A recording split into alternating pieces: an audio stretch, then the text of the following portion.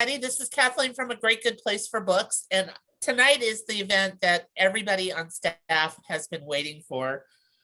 One of our very favorite human beings and authors, who's written one of the best books ever, The Guncle. I think that our staff has even, if you guys want to get up and model your caftans, they're all wearing caftans in your honor, Steven. Aww. And martinis. Because we love you. Yay. For those of you who don't know, Steven has written 2 other books. One is called Lily and the Octopus, and the other is called The Editor. And the one thing that runs through all his books is, I like to say they're all love stories. Lily is a love story of a man and his dog. And then The Editor is the love between an editor, a mom, and a son.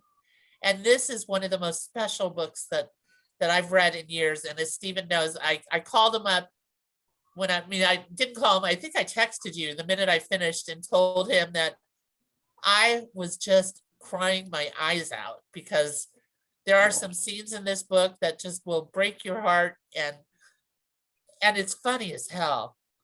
And yeah, I told you it'd be irreverent. And Angela Kinsey from The Office is going to be in conversation with Steven. So I want to welcome him here to A Great Good Place for Books. Why doesn't everybody do it? My cocktail was delivered late, but cheers to you, Steven. Oh, thank you. Cheers to all. Cheers. Cheers.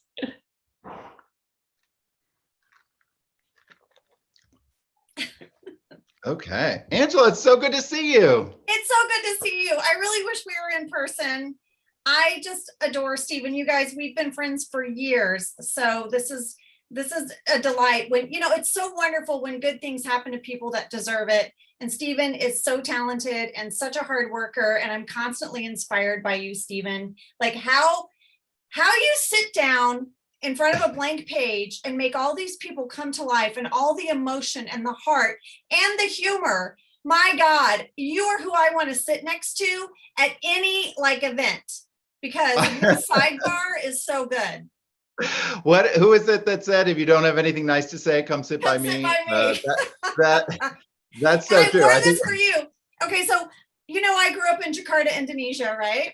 Mm-hmm. And in the 70s, and this was my mother's dress. She gave it to me. I didn't have a caftan, but this is vintage 70s. Ready? Batik from Indonesia. Wow. Oh, look at that model. That is perfect. You could wear that in Palm Springs anytime. Anytime. Right? And I have my caftan on as well. And I'm so grateful for all of the staff from Great Good Place who has their caftans. They came ready to party. They did. I don't have a martini because they are not good to me, but I do have a Sauvignon Blanc. So. But you do have a Sauvignon Blanc. And I have what is a vodka soda splash of cranberry. Patrick in the book is very specific about how he orders his drinks, and he only likes a whisper of a mixer with his drink. And so this is a little splash of cranberry. But I ordered this in a bar right before the pandemic, and someone said, "Oh, you mean a Rose Kennedy?" And I had no idea that's what it was called, because I had written, in The Editor was about Jacqueline Kennedy Onassis. So I was like, oh, maybe that's just kismet. That's supposed to be my drink. It's meant to be. All right, well, we should get started. Let's talk about The Guncle. Yay. I love it. Okay, Steven is a Guncle in real life. And he knows. 5. Yeah, I have three nephews and 2 nieces. 5, right?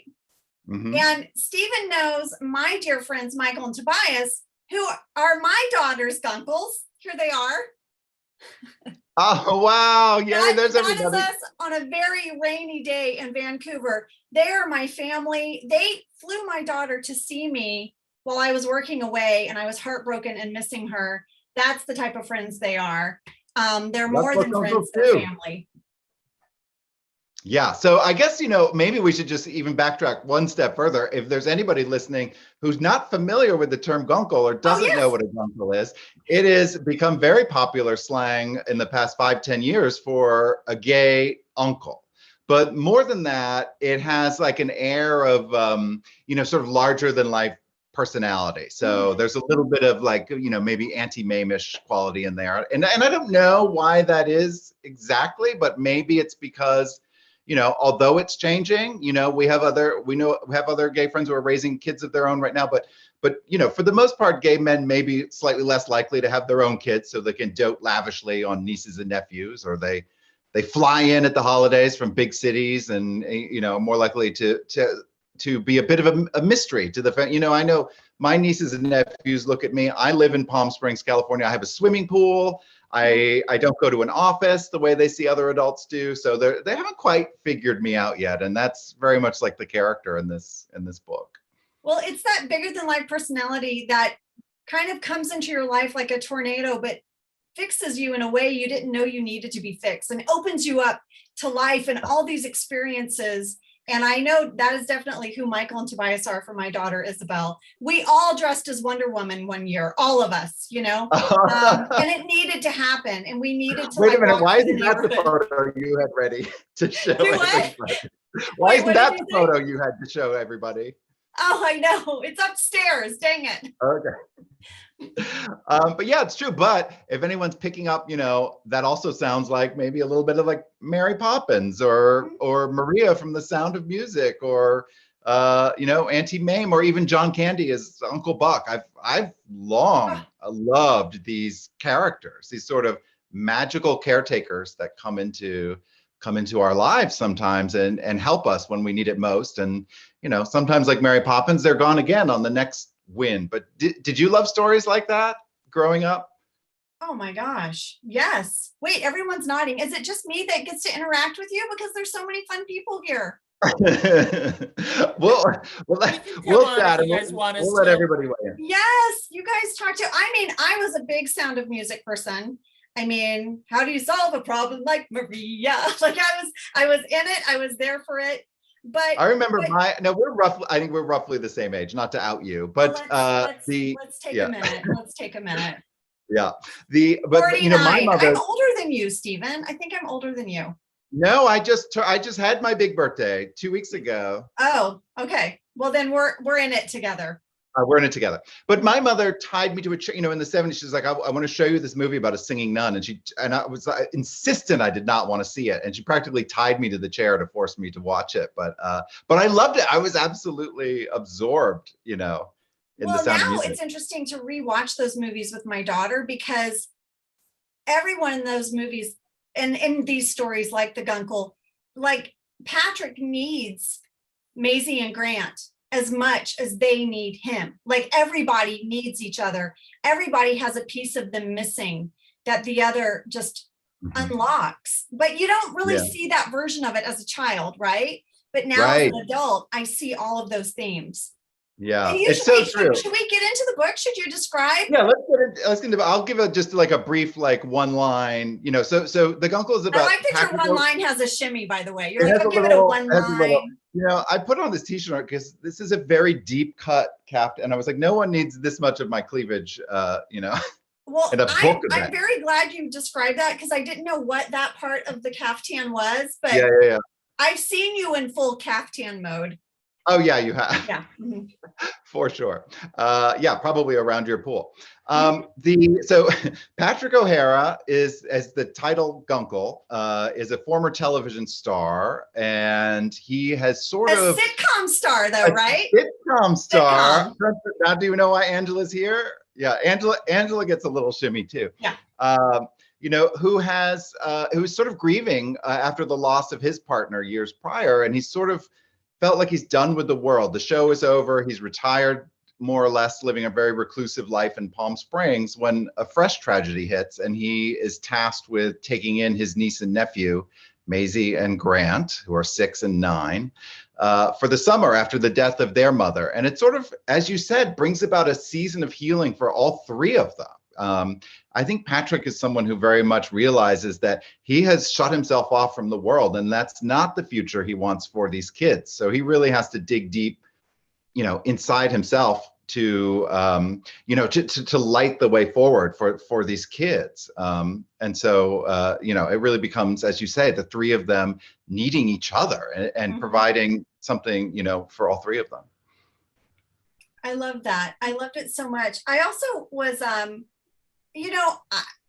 I know you in real life, and then I don't know if you guys do this when you read a book. Do you try to find a little piece of the author in the book? But Steven, you have such a quick wit, and you have such a really fun cadence to the way you talk. We've been at weddings together. We've been at big life moments together where there's things to comment on, to put it politely. And I loved the way Patrick talks to them, because he doesn't talk to them like they're children. And No. I have children, and I talk to them the way I would, obviously I edit for what's appropriate, but I talk to them like they're real people with real thoughts. And I also call them out on their stuff. And I just really loved, as a parent reading this, that you didn't Patrick isn't watered down in how he relates to them. Yeah, that means so much. Well, first of all, the book only just came out on Tuesday. So just getting early readers, and comments coming in. Several people have asked me if I was a, TV star in, previously. And I'm like, no. But to the extent that I got that section right, that means, and then people, want to know if I have kids, or how did I know? Because the kids, the kids are rendered, in a very believable way. And that's true. I don't have kids, and I've always been very aware of that as an artist, as a writer, that I don't have that in my arsenal to draw on, because regardless if you have kids or not, there's no denying that raising children is one of life's great emotional experiences.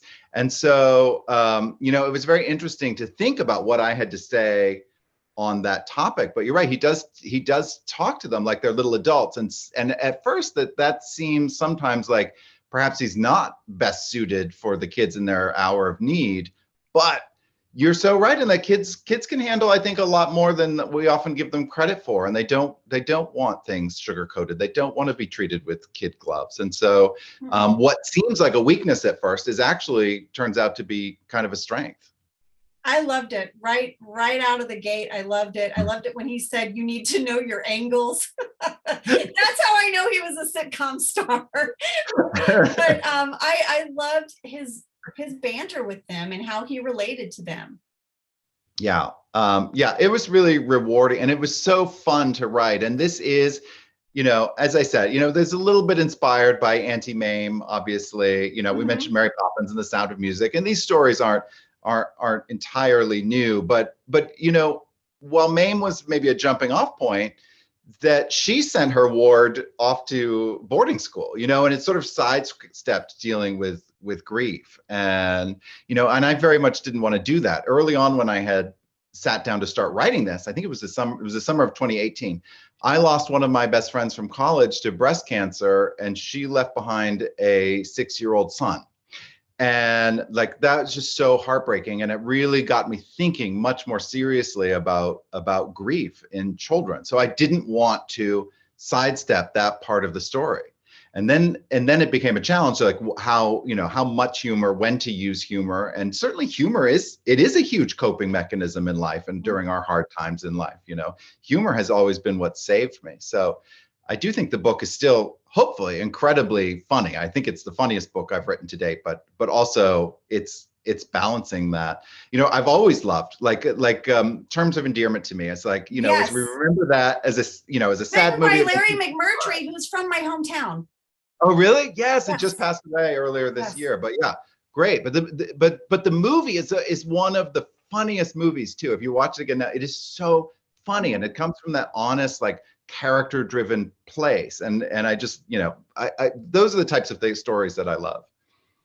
Well, it's something you do so well. And to just brag on you for a minute, I feel like you just connect to me humor and heartbreak. and you're so good at it. And laughter through tears and tears through laughter, they're my favorite ways to experience things, and you do it really well. And the thing about Maisie that I found interesting, she's 9 and my daughter is now 13, and something happens around 9 years old, 10 years old. Children start to be very aware, even if they haven't had a loss in their life, they know someone who's had, or there's been someone, a grandparent. That's the age. It's things start happening like that, and they become very aware of mortality, and that people go away and they don't come back. And I just thought that the way Patrick relates to them through all of that, I just found it really heartwarming. Yeah, it was really interesting to pick the ages of the kids, to think about when, and Grant is 6, and as you say, Maisie is 9. And, I thought long and hard about that because, I could have made one of them a teenager. That obviously comes with a whole host of other issues. I wanted there to be sort of a real innocence that they were, sort of young enough to maintain, but old enough to sort of have this awareness and have real questions and really like seeking out understanding. I just think it made the story all that much richer. And I love that it's in Palm Springs. I feel like Palm Springs is the other character, Oh, it's a for very sure. I mean, look at this. vibrant backdrop. I love this cover so much. I know, this is so And it cute. just feels like Palm Springs, doesn't it? It does. Yeah. I Well, mean, it was an interesting. I was just going to say, it's an interesting setting because Palm Springs is a place that we associate with retirement much more than with children. There are kids who live here. And now I live here too. And I drive by and, I've seen kids playing football, high school kids and stuff like that. And it always strikes me as odd that, there is a whole other life here. Well, there's families in Palm Springs. It's like I know, seeing a child is like seeing a rare albino rhino. In Palm Right, Springs totally, in the wild. You're like, oh, a child. Yeah. What? How did that happen? How did you sneak in? But it was interesting to write a story that was about grief that's set against this backdrop of this like unrelenting sunshine and cheerfulness that comes with Palm Springs too. And so what is it like when you're feeling dark inside and you can't get away from that sun and the warmth and the heat? And I think we all do that. One thing I'd love to just comment on, I think one of the things I love about this book, so many things, but there also are so many other beautiful relationships that we're getting just a little bit of, and between Patrick and Sarah, and I love, and Sarah's the friend, the beloved friend, and just the complexity of their love for each other. And I'm just thinking about the scene where they're driving and kind of fighting and sort of breaking up, and you do that so beautifully and so many, and with his neighbors, the throuple, the lovely 3 guys who live next door, and The throuple. you see the throuple, and just these, I don't know, it's so real, and he's so fully developed that you watch tracks in all of these different ways with different people in his life. So I just was Thank you. blown away by how he did it all. Yeah, well, a couple things. Sarah is the children's mother, who at the outset of the story has passed away, but she was a longtime friend of Patrick's, and so there's a lot about how she had been his friend first and married his brother, and so there was all sorts of complicated relationship, there, and a little bit something he's never quite probably forgiven her for, but people understand the grief if you lose a wife. People understand the grief if you lose a parent, but he's feeling a little misplaced because he's grieving too. And people are sort of brushing aside his grief when he's always like, well, wait a minute. No, I knew her first. And so it adds this layer of complexity. And then, the throuple. So Patrick does live next door to a throuple who sometimes pop over the wall and dispense, little advice, I'll say it a little more subtly for broadcast here, but like an amorous snap, crackle, and pop. In Auntie Mame, there was the Vera Charles character who was the best friend, and I always loved that character because she was a very sort of wisecracking. You can picture from it's not my favorite version of Mame, but the musical, the movie musical that had Lucille Ball which is kind of a hot mess. But B. Arthur played that Vera Charles character, and so you can get a sense of what that was like. But the throuple is kind of a stand-in in this for that character, that best friend character, and it was so fun again to invent something that seems at first like out of place in a story about children. It's not a relationship model that we're used to, but then giving them some surprising depth. They became with real and honest things to contribute, and it became one of my favorites. They became some of my favorite characters just because they surprised me in a way, which is what I love about writing someone. Well, one of the things that touched my heart is that, a lot of times children, they don't get to know their parents through their parents' friends' eyes, Mm-hmm. and I had one of my dear friends from growing up passed away, and I spoke at her funeral, and her daughter is older now, and her daughter craves stories of her mom before she was a mom, Mm. and I really love that Patrick would share stories of Sarah, how like the first time they climbed up on the roof and they met in the Yeah. dark, and she led the way and he always followed, and all those ways that you don't think of your mom, and to see your mom through someone else's eyes before she was that mom person. I Yeah. love that. Yeah, I said it in a previous book, and now I can't remember which one because I've written so many. That no, and was it The Editor? Because that one's more about mothers. But I think as children, sometimes we're guilty of thinking that our parents were kind of born the same day we were, that Yeah. they were born as fully functioning adults and they don't have pasts of their own and heartbreaks of their own before becoming parents and all this stuff. So that is, like such a mystery, I think, to kids sometimes. And as you grow older, it's interesting to then sort of like, oh yeah, well, we can draw some parallels between what I've gone through and the, especially, as teenagers, when you're like, Right. can't possibly understand what I'm going through at, Right. 13, 14 or 15. Well, of course, we were all children once, we were all teenagers once. So I had an uncle. I had an uncle who used to say to us, I've been 16, but you've never been 66. Like he would Yeah. say something like that. And I would be like, okay, fine. Yeah, exactly. But, and that's true to a point, but of course, also what happens is the world changes, which is one thing I loved, an aspect of the story. Patrick was on television, and, when you and I grew up, television was like, it was it, right? It was a reward for doing things. It was, like had this magical place in our lives, even though there were, many fewer networks, and you couldn't just watch anything at any time of the day. You had to be in front of the TV when that show was on. Appointment television, Stephen. Appointment television. Right, but the kids. TV guide. Go through the TV guide and figure Yes. out. Oh my God, TV guide. Like yes. Yeah.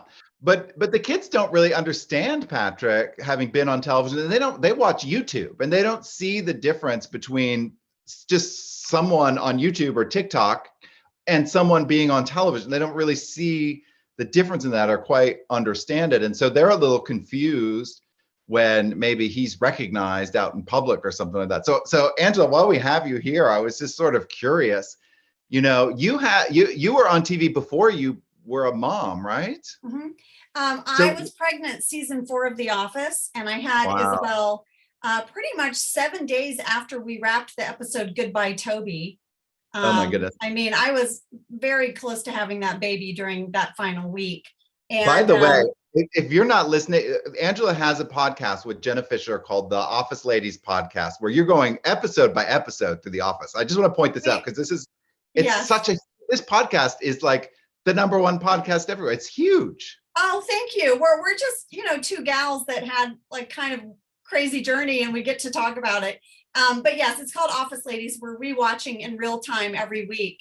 But I had Isabel. I went back to work 8 weeks after I had her, and that was the beginning of season 5 of The Office. And you have asked me before, what was it like, when Isabel realized that people know you, Yeah, well, it's interesting because it was so gradual with Isabel, because she came to set with me, You know, and I used to think like, what am I doing to her? Like Creed Bratton walks by and goes, "Hey, kiddo," you know what I mean? Like, what is this weird set life that she's growing up? But what was interesting for me is when I married my husband, we became a blended family, and my stepsons were kind of thrown into the deep end. For Isabel, it was very slow. So she was like, oh, this is part of mom's life. People are very come up and say hi. Sometimes they yell, you know. They want to talk about cats. Yeah, they want to talk about cats. Actual cats, and not the some musical. guy named Dwight. But for my stepsons, I'll never forget, we were on a hike in Oregon, and it was a pretty strenuous hike, right? And so we're feeling a little beat up that did we overdo it on this hike to this waterfall? So, you know, it's like dealing with like, and people are like, oh wait, you're on the office. And about like halfway down, we are spent energy wise. And these two people walked up and they go, oh my gosh. And my stepson, Jack, goes, he's leaning like on a tree. He goes, yeah. She was on The Office. Yeah. She played Angela. he was like over it. But it was kind of interesting to watch them have to sort of see it for real for the first time. They didn't grow up with it, you know? Yeah, because these kids are kind of confused. Like, why are people, you know, do you know this person? Why is someone recognizing you in public? And so, you know, it's got to be such an interesting experience, you know, particularly for Patrick, who feels done in the public eye and wants to shut it off.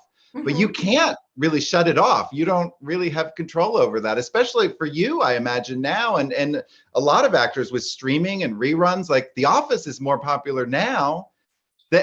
So many more people have seen it now than when it actually aired, right? Yes. And try being famous with your same name. Oh, yeah, that's true. Your character name. And yeah. Because I mean, my character is Angela Martin. I'm Angela Kinsey, but still I'll be out somewhere. So I was having perfect example pre-pandemic. I'm having lunch with Rainn Wilson because we all stay in touch. We really do. And we were meeting up for lunch, he and I, and this car went by. We were leaving the restaurant and they yelled, Angela. And I whipped my head and then they go, Dwight. And he goes, oh my God. He said, I know they don't know me when they yell Dwight. Right. But every single time there's one moment I'm like, wait, oh no. Do I know this person in real life? Yeah. Oh, that's a whole other layer I didn't even think about. But what is it? So what is it like when, you know, if there are days you don't feel like performing, like Patrick is, you know, grieving. That's why he's left it behind. But, you know, he found it hard to be funny when he was grieving his own loss. And that's one of the reasons why he left Hollywood behind. But do you have days, you know, not when you're not necessarily grieving, but you're just not feeling that? Like, how do you like pull it up and perform if you're not feeling it? One of the things I love about how you wrote Patrick is he felt so real to me. Just as a sidebar, I felt like he's someone that I know, that I'm friends with, it felt very relatable to me. It's almost as if I feel like I could go to Palm Springs and see my friend Patrick that I did a 4-camera multicam with on TBS. You know, like right. He felt so real to me and layered. And I think it's just one of those things where it's kind of a really hard thing to explain. It's easier for me to navigate having to compartmentalize my emotions. It's something I've learned to do. It's sort of like, you know, my dad used to say it's the price of admission, you know, a little bit. But what's harder for me is with my kids or anyone in my family, because they don't know how to sort of like say, you know what, I am heartbroken right now and I want to cry, but I'm going to just take that and say, that's something I own that's private. My grief is mine. And I'm just going to hold on to it for a minute till I can go somewhere where I feel safe. Yeah. But right now, as a public person, you still have access to me and you feel like you know me, right? So I sort of take a minute and sometimes you can't. I was in an airport one time and my dad. You're at a vending jacket machine. No, that's a whole other story. I will buy anything in a vending machine. I'm like, I'm a sucker for it. If you're going to put it in a vending machine, I'm probably going to buy it. But I was at the Dallas Fort Worth airport and I had just gotten some sad news that my dad was sick and I was starting to fall apart. And a woman with her daughter who was like 15 years old, who this was her moment to meet me, this 15-year-old who was just so pure and pure-hearted. And I could not in that moment give that 15-year-old all of the grief I was holding on to. Right. And so I just took a minute and I met her. And then I went in the women's room and I literally shut a stall and cried. You know, and I feel like we all do this in our life to an extent, whether you have fame or not. You could be in the grocery store and you just got a call that's bad news and you run into your neighbor who wants to tell you about a kitten they adopted. You know what I mean? It's like there's, and you just take, you don't want to ruin this moment for them and you sort of hold it in. And I think we all do that to some extent. But I think when more people know you, there's more chance that there's going to be a day where you're feeling pretty raw, but you have to put it aside till you can get somewhere safe. This is, by the way, I'm reverse engineering this. This is a conversation I should have had as research before I wrote the book, but now I'm like, instead of going like, wait, did I get this right? No, you did. We should have had this years ago. Yes. No, you did. You did, Steven. You're so great. You're so great. Oh, thank you. One other thing, because this is such a unique opportunity to have an event with someone who's kind of like lived a career like Patrick's a little bit. I'm just so fascinated. As we say, hopefully the book is very funny. I'm always interested in comedy and the different types and forms comedy takes on. But I get so frustrated as a writer when I'm having a good day and I think, oh, I've just written something really funny. And I look around and then I realize, oh, because it takes years to write a book, it could, and then another maybe 15 months, the publishing process, it could be 3 years before someone laughs at this joke. And it must be the longest lead time between telling a joke and hearing laughter. So to the extent that people have told me this week how funny the book is, I greatly appreciate it. But I was sort of curious with you, with the Office being sort of single camera comedy, do you know in the moment if you've nailed it? Like I have to wait 3 years. You don't have to wait quite that long, but. Well, here's what I think. I think funny is funny. And Steven, there's no doubt to me, you were hilarious at a wedding we were at together. That was years ago. Some of the things you said to me that night are still some of my favorite one-liners. By the way, my career goal for us is if we could just be Waldorf and Statler, like those Muppets up in the corner, just up in the theater, just commenting on everything going by. Like let's let that be our retirement. Exactly. That's our next podcast. Come sit next to us. Yeah. No, I think funny knows funny, you know? And I've been on sets when I felt like something isn't funny and then I see it and it's not funny. And then there's times it's like that, lightning in a bottle. And I know you have a long lead time when you write, but you write funny because you are funny. And so I don't doubt yourself. What you're going to write, something that we're going to read maybe in 3 years from now, a new book is going to be funny. But on single camera, first of all, we had the best writers. Like we really did. Like we have the best writers. I felt like I went to like the most amazing comedy school like every day and Steve Carell was like my mentor. And I just think you just know, you feel it. Yeah. And I've done multicams where there is an audience and there's such a very like enticing thing to play to the crowd, and that's a slippery slope because then you start changing your performance and it changes and it starts morphing into something it's not. And I guess that would be, Steven, like writing for the joke rather than writing something that that's what was great about The Office. And by the way, like you had Mindy Kaling, I mean, you had world-class writers and I'm jealous. Mike Schur. My goodness. Yeah. The resume, the shows that came out of the talent that came out of the Office writers room is really great. Like I'm jealous of a writer's room sometimes because novel writing can feel very solitary and you're in it now, you're working on a book, how like you got to lock yourself in a room sometime and not come out until it's done. Like there's no one else to pitch you a joke or whatnot, but it's hard work, but I'm losing my train of thought. The writing process.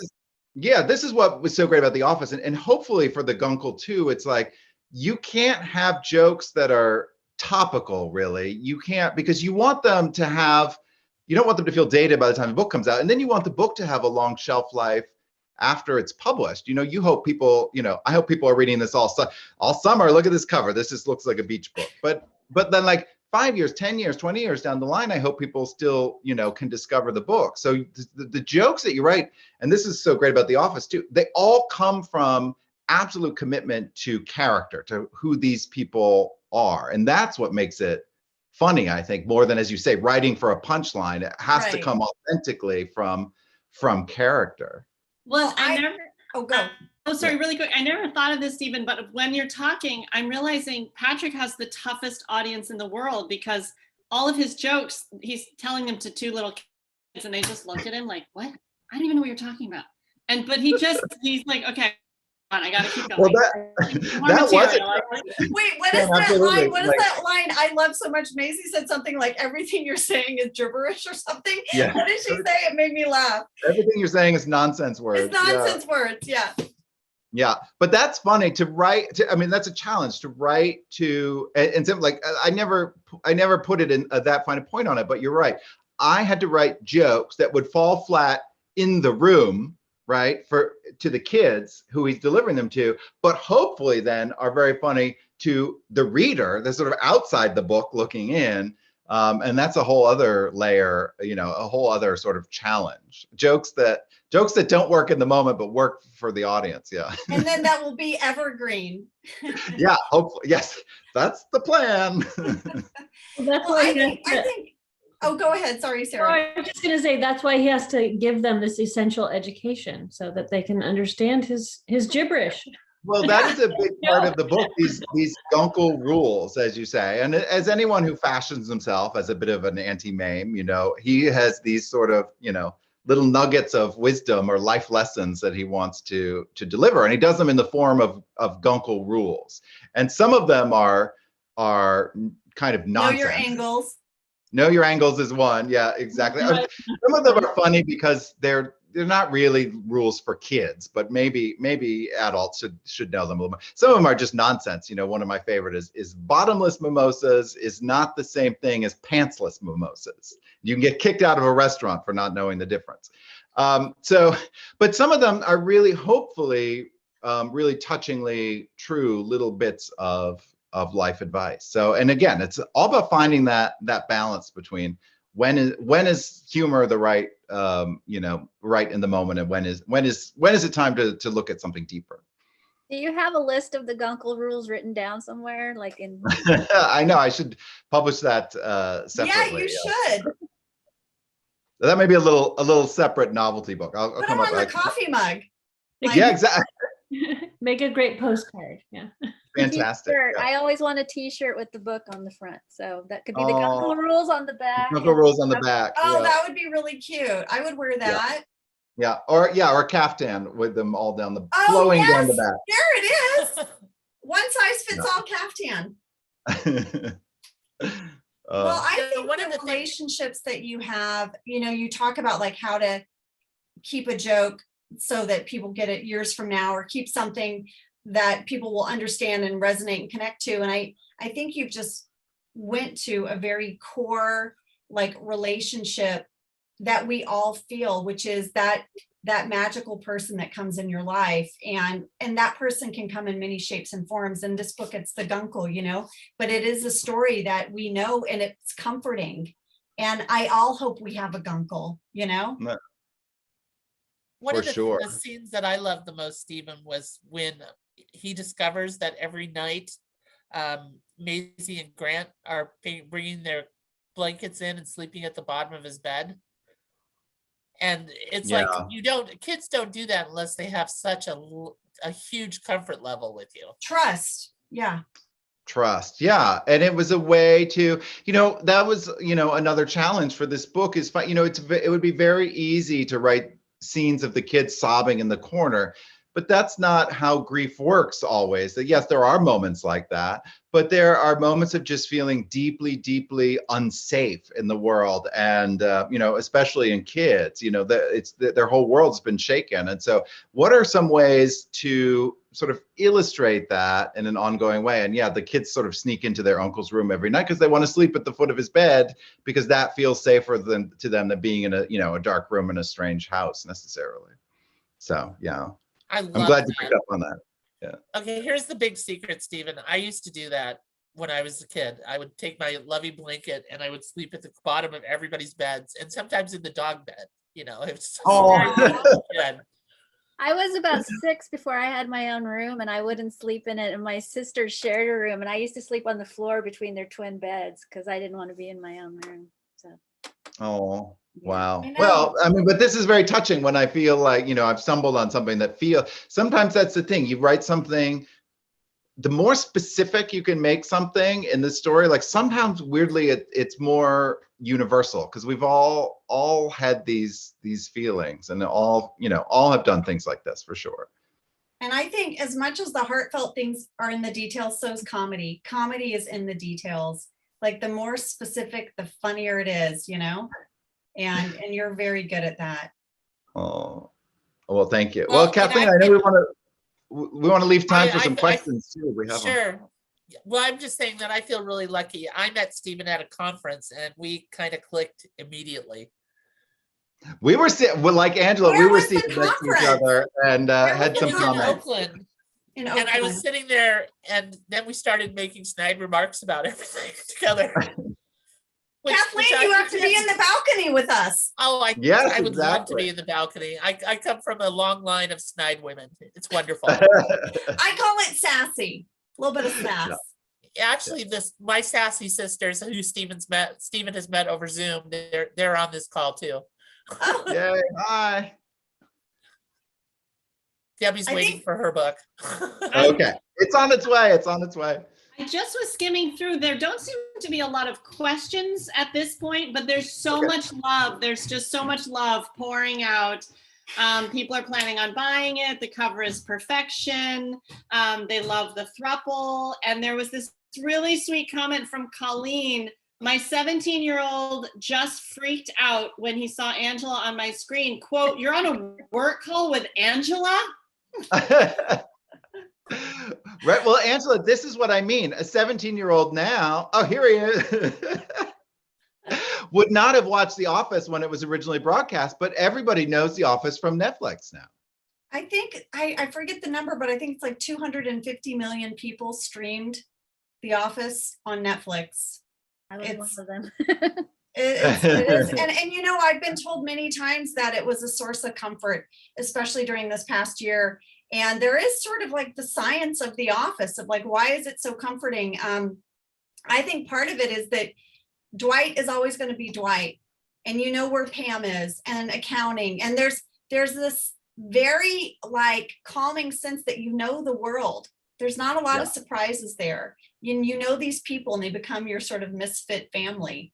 But yeah, it is wild to me that I can't go pre-pandemic. I couldn't go to a middle school. We were touring middle schools, and they asked me to stop coming in the classrooms. So wow. 5th graders, 6th graders. Yeah, I have definitely gravitated towards comfort stuff during the past year. The tried and the true and the familiar that I know is going to make me laugh has definitely been a source of comfort. But I would be remiss in asking, Angela, as today the big Friends reunion drops, you must get asked this every time. Like, will we ever see a cast of The Office together again?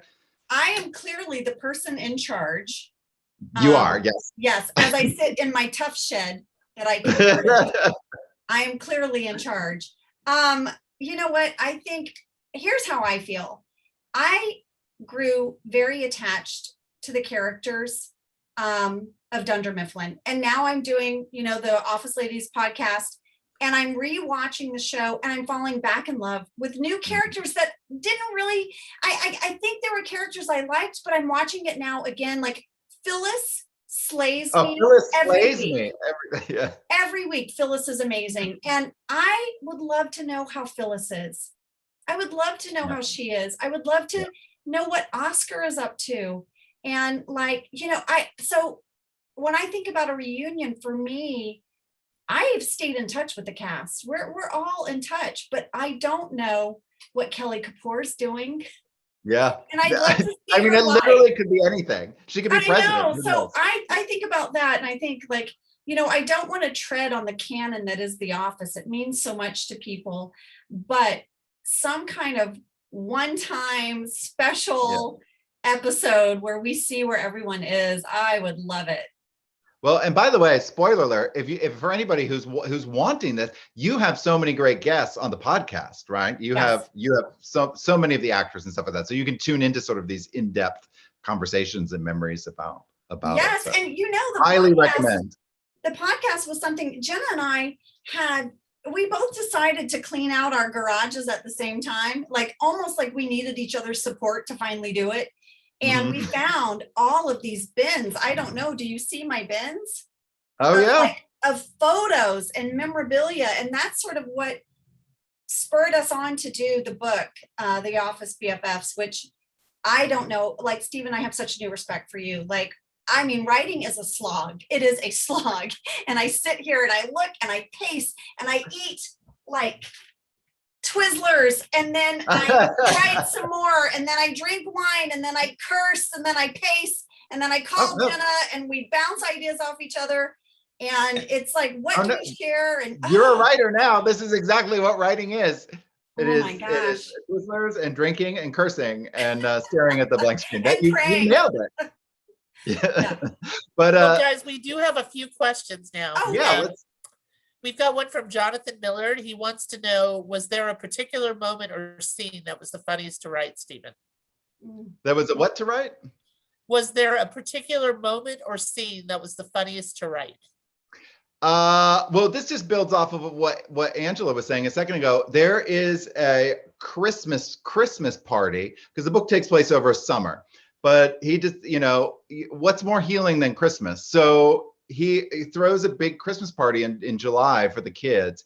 And it's this big scene that's a centerpiece of the book. And that was so much fun to write, because up until that point, the book, they were sort of very excluded, and it has a different tone. And it's just that moment where you shift, where you start to see life again, and you start to see a future, glimpses of a future beyond this summer, and what life and laughter could feel like again. But Patrick's castmates come back for the first time, and he sees them really for the first time since walking off the stage at the end of his sitcom. So, and there is something about that relationship that he just comes alive when he sees it. Like, it is, I have to imagine, like, for a show as big as Friends or The Office, or this fictional show that Patrick's been on, which is called The People Upstairs, is that no one understands what that experience is like, I have to imagine, except the other people who went through it with you. And so reuniting them was really fun to write.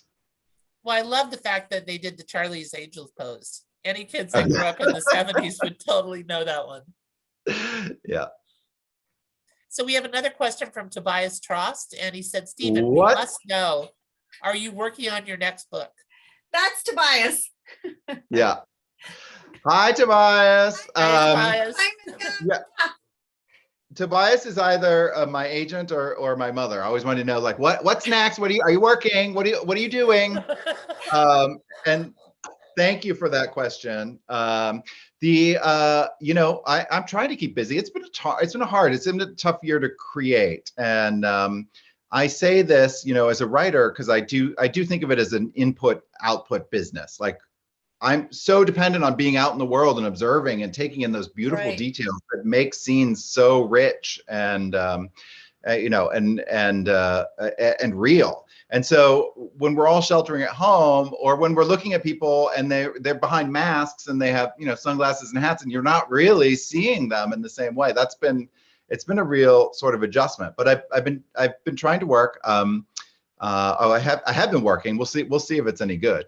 Lily and the Octopus and The Editor, my two previous novels, are both working their way to the big screen. And so that's been a fascinating process to be a part of. COVID has slowed that down a bit, but now both projects are picking up steam. So, and Will you taking be up some of my writing the time. script?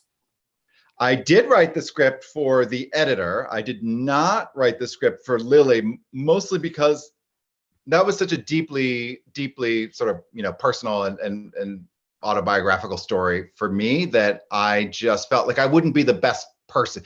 The first thing you have to do when you adapt a book for the screen is really tear it apart and break it apart entirely, particularly a book like that, which was written in the first person. So it's all very internal. It's all largely in one man's imagination. And there's, talking dog and a big battle at sea. And, so like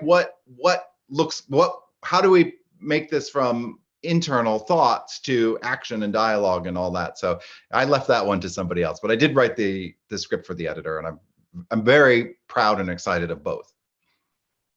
So we have a question from the marvelous Sally Kim. And for those of you who don't know, she is Steven's editor and one of my favorite people in publishing. So Sally, there's some love from me.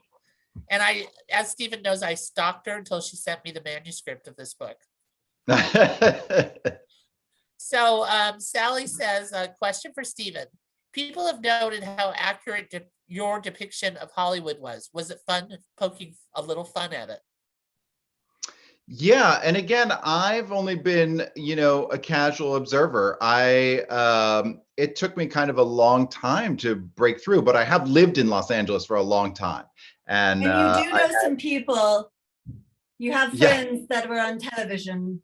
Yes, I do. I do know some people casually who have been, more successful earlier in their careers than I have. But it's interesting living in Los Angeles where that's the industry and you can kind of observe it. I was just doing an event with Michael Urie the other night, another television actor. And, we were talking about that, like, how difficult it can be. And I remember someone being in a restaurant and I recognized the waiter as someone I had seen on TV the night before. And he wasn't a regular, it was just a guest starring role or something. But I didn't, when I first moved to LA, I thought like, if you were on television, you were on television. Like, and you were successful forever. Yeah. And that's not the way it is. And it is, it's much more of winning a lottery. And if you have one great show, it doesn't mean you have 5 great shows. It is really a luck of a draw. And so, yeah, it was fun to sort of pick up these details that I observed over the years of knowing people in the industry, knowing people on TV, observing, the hardships of LA, and then being able to craft a character, like Patrick. I was just talking to Kate Flannery, and we call it the hustle. We're character actresses. I'm not going to be the lead of like an action movie. I'm not going to swing from a rope with a gun strapped to my thigh. I'm just going to be your quirky neighbor, maybe, if I get it. Yeah. So it's you got to be scrappy. And one job doesn't mean you'll ever get another one. I had so many friends. One of my good friends was on a TV show on a network and then went back to waiting tables. That's very much LA and the LA hustle. Yeah, for sure. But by the way, Angela, can we have here's for justice for 5 foot tall action heroines? Because like more of them, please. Let's see that. Middle-aged. Yeah. Slightly, no really good cardiovascular, like not great. I can't run a mile. Action superhero. Yeah. No, I would watch that as a 5 foot tall, all those things.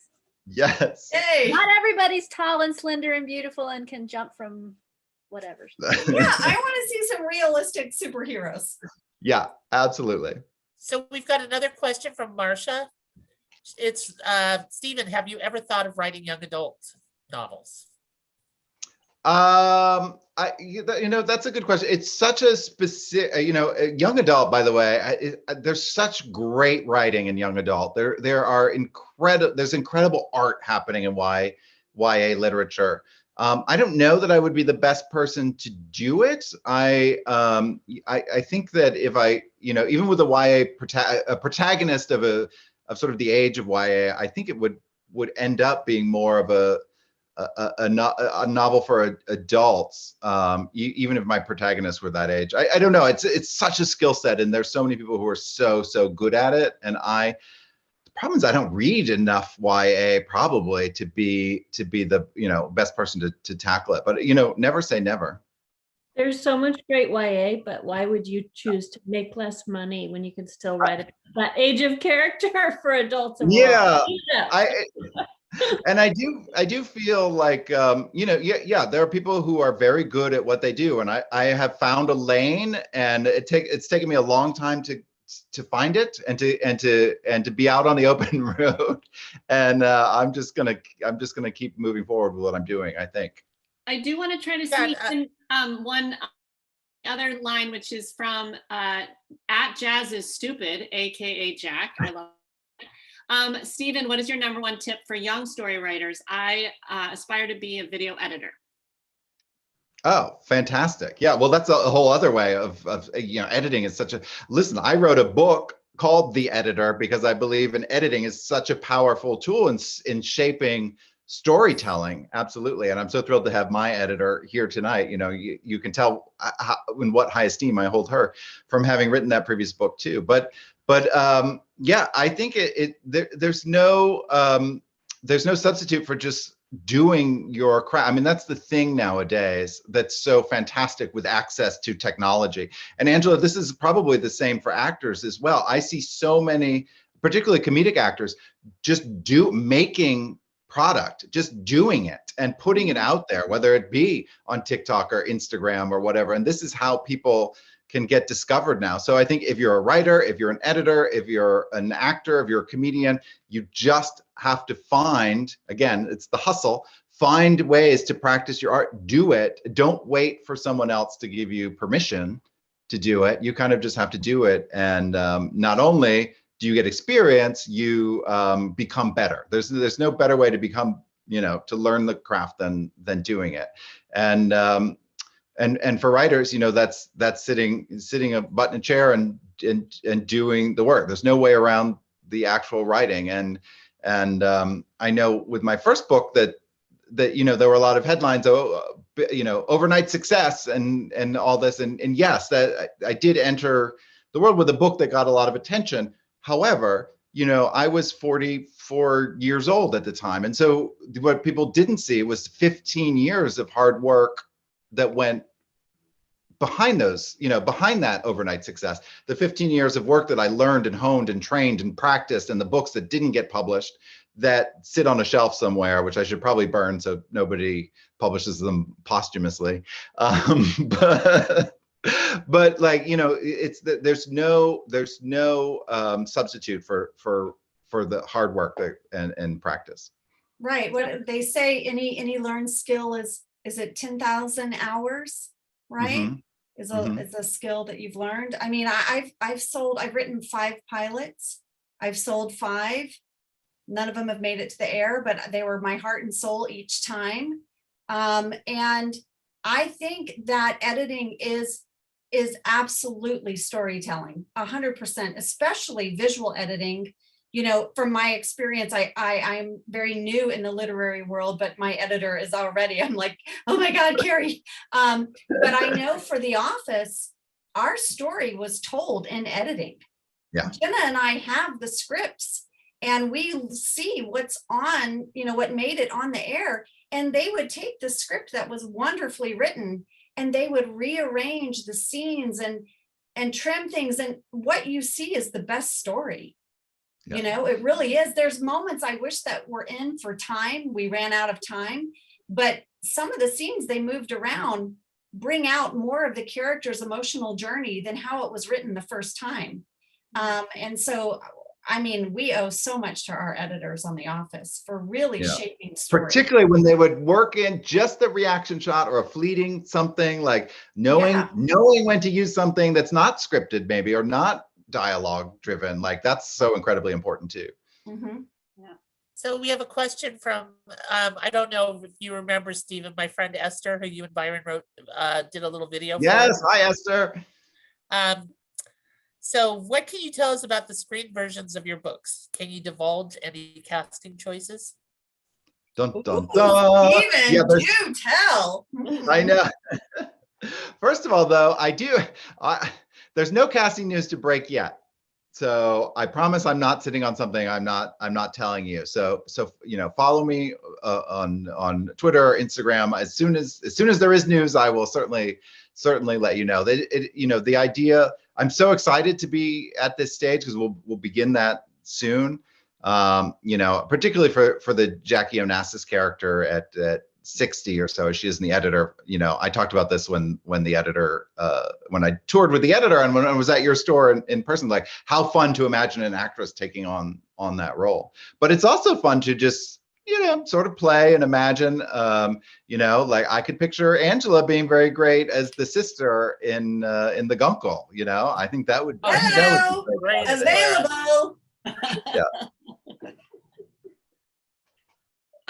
Well, I'm so sad to say this, and Mike hasn't chimed in, but it's 8 o'clock. I don't know if we'll keep chatting.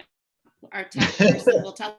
There is a lovely question here, which I'm not sure we have time to answer, but perhaps you could both send this to us and we could figure out a way to share it with everybody. But someone asked what some of your favorite books in the past year of sheltering in place have been, if you've had any time to read. I don't know, but that could be something. I don't know if we have time, but we have time. Yeah, Mike, keep going. Okay, I'll just shout out a few really quickly. And like Angela said, like finding something that's comforting. And because the Guncle, is a comedic novel, I've been looking at a lot of comedy. I don't like to do that. Beforehand. Because I don't want to inadvertently, steal someone's voice. But usually after I've written something, I like to go back and see how other writers tackled that challenge. So with The Editor, afterwards, I went back to read like how other writers worked real life historical figures into fiction. This time I've been reading comedic novels, and there's well, I'll start with my now husband's Byron Lane book, A Star Is Born. I know is a Great Good Place favorite. That is a very, very funny. Love that book. It's so good. book. I had a moment when I was reading it where I was like, I need to text Byron and ask him if he's okay. There were two moments where I'm like, oh my God, wait, because I know some of it's real, but wait, like. Yeah. There's a novel by Kate Russo called Superhost, which is really great, and has some wonderfully charming comedic moments in it. I just read a debut that's coming out in July, which I love, called Everyone in This Room Will Someday Be Dead. And despite the title, Emily Austin is the writer. It'll be out in July. It's deeply funny book, and I just reread Less recently, Andrew Sean Greer, who I'm honored to have a quote from on the jacket for the Guncle, but Pulitzer Prize winner, very delightfully funny, and a very book. Wonderful human being. Yeah, he's great. I've known. Well, No, I'm jotting here's my down. story with Andy. We did his second book. We were scheduled for 9/11/2001. Oh my gosh. So he came up a couple days later. I was living in Sonoma, and we went out for a fabulous dinner instead of doing the event, and drank a lot. Yeah. Well, that's the thing. Like, you write a book and it takes so long, and you have no control over world events when your book comes out. But I feel so grateful that somehow I've engineered this so that I've written a book about a character who's been in isolation and is finding his way back to life, back out into the world. And to have that landing just now, it feels a little extra special. So I also like the fact that he finds love. You know Oh, me, yeah. Steven. I'm a hopeless romantic. I totally Yeah. loved the Emery character. Yeah, I won't give anything away, but Emery is dreamy. Well, I was very happy that there was a dog in the story. I was waiting for when there would be a dog, and Marlena Dietrich did. Yes, yeah. There is a dog. There's always a dog. There's always a dog. There'll always be a dog. A book that I write. Yeah. So I really want to thank you guys for being with us. And Steven, congratulations. Oh. And congratulations to you and Byron. It's wonderful. For those of you who don't know, Steven just got married on April 1st to his longtime love, Byron Lane. And they got married on the 1st because they were two fools in love, which I loved. And I loved every single photo. I wanted to be there for those pictures. Oh, I know. Didn't you? That should be a coffee table book. That's a coffee table Well- book I would flip through. Yeah, if anybody, so I had, read Byron's book forwards and backwards. I thought I knew it from heart, but when it was published, he snuck in 4 extra words at the back of the acknowledgments. Will you marry me? And so for anyone who had read Byron's book and was waiting to find out what happens, my response is in the acknowledgments to the Guncle. So pick up a copy. I mean, spoiler alert, you can probably guess what happened, but this is the long, talk about having a joke and then wait for the laugh, like to have a proposal and then, each book will, I guess you have to wait for the next book to find out if we'll have kids or something, but who knows? Aw, that is so sweet. I love that. Well, I want to let everybody know, if you want to buy a copy of the Guncle and The Editor and Lily and the Octopus, we have them all at a great good place for books, and our website is www.ggpbooks.com. And I like to consider as Northern California's Steven Rowley Central. Aw. Well, anytime thank you to everyone for tuning in. Honestly, supporting independent bookstores is so important. I know there are other options. We've all leaned on the other option during the pandemic for other things, but books, whenever you can support an independent bookstore, it means so much. They're such anchors to our communities, and hopefully we'll be doing in-person events again soon. Kathleen, I know, I can't wait to see you. And here's to independent bookstores surviving, not only surviving, but thriving. Thriving. Oh, thank you. Cheers. Cheers. Thanks for I have to having me, tell you you that- guys. Thank you so much. Angela, thank you. This has been so wonderful. And it means so much I know you're so busy and that you would take your time. It's just such a gift. So thank you. Next time in Palm Springs, Stephen. Next time. I in know Palm we need a Springs. refill. We're almost ready for a refill. So next time in Palm Springs. And, All right. and if we see you, Angela, we'll yell your full name so that Please. Yes. Angela Kinsey. Angela Kinsey. And then I'll be like, oh, hi, Samantha. Yeah. All right. I have to say that this is one of the first events, Stephen, that the whole staff wanted to be on the call. And if Well- you can see, we've got everybody. We all adore you. You know that. Yeah, I thank know. Well, but who doesn't want to talk to Angela Kinsey for an hour? So Oh, you can stop. pretend you adore me, but I'm here No, for we Angela adore Kinsey. you. Angela, Stop. we now If I adore could you, ever but do we've adored this, Stephen Stephen, forever. come on. I don't And know if don't- Stephen told you that he was my birthday present 2 years ago. I'm sorry, I- what? I'm sorry. Oh. My birthday I'm present. sorry. What? I know. Yeah, I did an event in Kathleen's store on her birthday to celebrate the editor. Yeah. I didn't jump out of a cake, but I would No. have anything to sell books, really. But there was a cake. There was a cake, yeah. But I want Well- to say thank you, everybody, for being on this call, and thank you, Sally Kim, for being so brilliant.